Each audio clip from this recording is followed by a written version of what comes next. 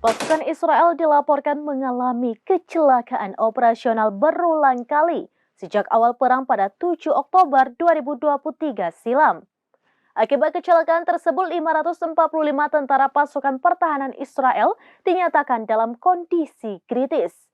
Dalam kondisi yang merugikan itu, pasukan IDF kini mendesak penambahan tentara untuk membantu perang dengan pasukan perlawanan di Gaza.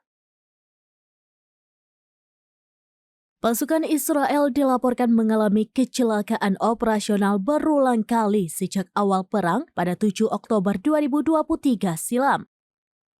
Akibat kecelakaan tersebut, 545 tentara pasukan pertahanan Israel atau IDF dinyatakan dalam kondisi kritis. Dalam kondisi yang rumit itu, pasukan Zionis kini mendesak penambahan tentara untuk membantu perang dengan pasukan perlawanan di Gaza. Dilansir dari Al-Mayadin via Tribunnews pada Rabu 6 Maret 2024, kondisi tersebut dibongkar oleh situs berita Israel. Media Zionis itu mengungkap perang Israel di Gaza telah menimbulkan kerugian besar yang diakibatkan oleh pasukan pendudukan Israel.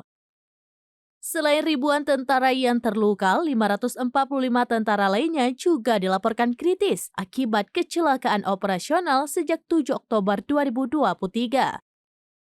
Dari total tersebut, 24 diantaranya dalam kondisi kritis karena pelanggaran tembakan terbuka. Kemudian 54 lainnya karena tembakan ramah, 31 karena kecelakaan kendaraan, dan sisa 45 lainnya dikarenakan penyebab lain. Sementara 391 pasukan IDF itu menjadi korban berbagai kecelakaan kendaraan lapis baja, kesalahan metode pertempuran, senjata, hingga misprosedur penggunaan senapan mesin. Jumlah itu pun diprediksi akan terus bertambah hingga beberapa hari ke depan. Akibat banyaknya tentara yang menjadi korban, kini militer Israel juga mulai kewalahan di Gaza. Bahkan otoritas militer Israel ngotot meminta penambahan 7.000 tentara dan 7.500 petugas yang membantu di wilayah pertempuran.